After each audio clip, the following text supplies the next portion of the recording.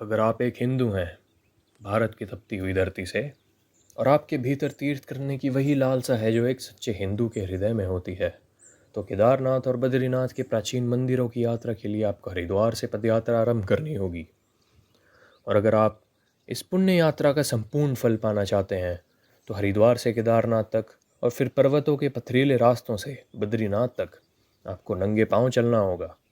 हर की पौड़ी में डुबकी लगाकर जब आप पवित्र हो जाएं, जब हरिद्वार के मंदिरों में दर्शन कर लें और वहाँ के दान पात्रों में अपनी श्रद्धा अर्पित कर लें, तब भी एक चीज़ रह जाती है। हर की पौड़ी के ठीक ऊपर उस संकरी पगडंडी पर जहाँ कुष्ठ रोगियों के एक पंक्ति बैठी होती है, वहाँ सिक्का डालना ना भूलिएगा। उनके सड़ चुके हाथों तक अगर आपका सिक्का ना पहुँचा तो वो आपको श्राप देंगे। फ़र्क नहीं पड़ता कि उनकी गंदी चीथड़ों में छुपा हुआ धन आपकी कल्पना से भी अधिक हो, या वो धन जो उन्होंने अपने अंधेरे गुफाओं में छिपा रखा है जहाँ वो रातें बिताते हैं।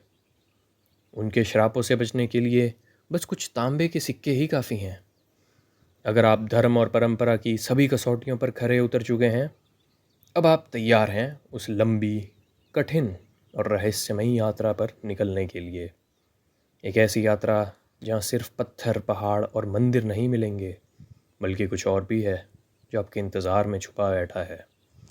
कुछ और जो आपको देख रहा है, कुछ जो कभी दिखता नहीं, बस आता है तब जब आप सबसे कम तैयार हैं। अब क्योंकि आपने हरिद्वार में अपना सारा काम निपटा लिया है, तो अब हम अपनी यात्रा को आरंभ कर सकते हैं। हरिद्वार से निकलने के बाद आपकी तीर्थ यात्रा का पहला ठिकाना होगा ऋषिकेश। यहीं पहली बार आपकी भेंट होगी काल कमली वालों से, जिनका नाम उनके संस्थापक की काली कमली से पड़ा, जो अब भी उनके अनेक शिष्य एक ढीली चादर की तरह पहनते हैं, जिसे बकरी के बालों की रस्सी से बांधते हैं। ये संत पूरे देश में अपने सेवा कार्य और परोपकार के लिए प्रसिद्ध हैं। भले ही तीर्थ मार्ग पर मिलने वाले अन्य साधु संत इतनी प्रसिद्धि ना रखते हों, लेकिन काला कमली वाले इस मान्यता के सच्चे अधिकारी हैं। उनके मंदिरों और आश्रमों में चढ़ावे से बनाए गए अस्पताल, औषधालय और धर्मशालाएं, और उनके द्वारा रोज़ भूखों को खिलाया जाने वाले खाना उन्हें अद्वितीय बनाता है। ऋषिकेश के बाद अगला मुकाम है लक्ष्मण झूला, जहाँ पतली सी लोहे की रस्सियों की पुल गंगा को पार करती है। यहाँ एक चेतावनी है, इस पुल पर बंदरों का एक झुंड राज करता है, विशेष रूप से लाल बंदर। ये इतने ढीठ हैं कि हरिद्वार के कुष्ठ रोगियों से भी अधिक जिद्दी हैं। अगर आपने इन्हें मीठा या भुने चने का चढ़ावा नहीं चढ़ाया तो ये आपकी यात्रा को कष्टदायक बना सकते हैं। गंगा के बाएं किनारे से 3 दिन की यात्रा आपको ले जाती है प्राचीन गढ़वाल की राजधानी श्रीनगर, एक ऐतिहासिक, धार्मिक और व्यापारिक केंद्र जो एक खुली हरी घाटी में बसा है और ऊंचे ऊंचे पर्वतों से घिरा हुआ है। सन 1805 में यहीं पर गढ़वाल योद्धाओं ने गुरखा आक्रमणकारियों के विरुद्ध आखिरी लड़ाई लड़ी थी और हार गए थे। परंतु गढ़वाल की जनता को जिस बात का सबसे बड़ा दुख है, वह है उनका प्राचीन नगर श्रीनगर और उनके राजाओं के महलों का पूर्ण रूप से नष्ट हो जाना। ये सब 1894 में गोहना झील बांध के फटने से मलबे में समा गए थे। बांध जो बिरही गंगा घाटी में एक भूस्खलन से बना था, 11,000 फीट चौड़ा और 900 फीट ऊंचा था।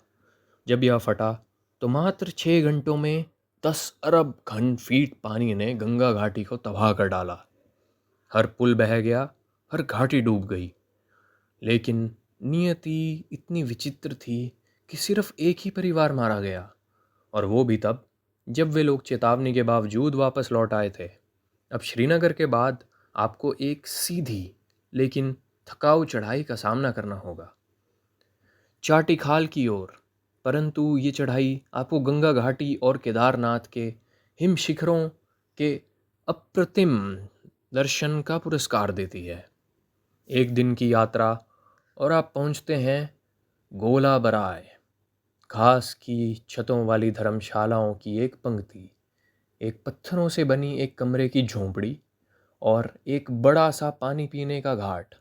यह घाट एक पतली निर्मल जलधारा से भरता है, जो गर्मियों में चीड़ की लकड़ियों से बने नालों से नीचे लाया जाता है और अन्य ऋतुओं में झरनों की तरह शोर मचाते हुए काई और जड़ी बूटियों से ढके पत्थरों पर से बनता है। गोलाबराय की धर्मशालाओं से 100 गज की दूरी पर सड़क के दाहिने ओर एक आम का पेड़ है और उसके ऊपर 2 मंजिला एक घर, जो उस पंडित का निवास है जिसने इन धर्मशालाओं को बनवाया।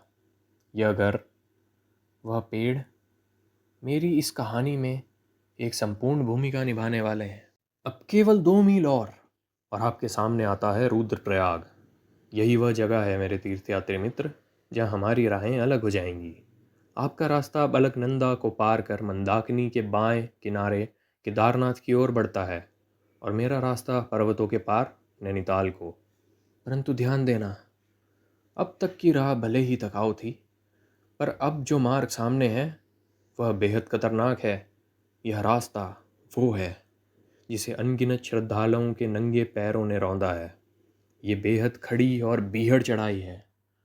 आप जिनकी सांसों ने समुंदर की तरह से ऊपर की हवा कभी महसूस नहीं की, जिसके पैर कभी चट्टानों या बर्फ़ से नहीं टकराए, अब आपको अपने खून से सनी एड़ियाँ और कांपती सांसों के साथ चढ़ाई करनी होगी। कई बार आप सोचेंगे, क्या यह सब इतना मुश्किल यात्रा यह सहना ज़रूरी है क्या? क्या जिस पुण्य की खोज में मैं निकला हूँ वह इस पीड़ा के योग्य है? पर आप रुकेंगे नहीं, क्योंकि आप एक सच्चे हिंदू हैं। और जान लीजिए, जितना बड़ा कष्ट उतना बड़ा फल। यह संसार का नियम है और शायद परलोक का भी। पर उस रास्ते पर अब अकेले आप नहीं होंगे, क्योंकि अंधेरे में किसी चट्टान के पीछे, किसी पेड़ की छाया में कुछ है जो आपकी हर सांस को सुन रहा है, हर थकी हुई पदचाप को गिन रहा है।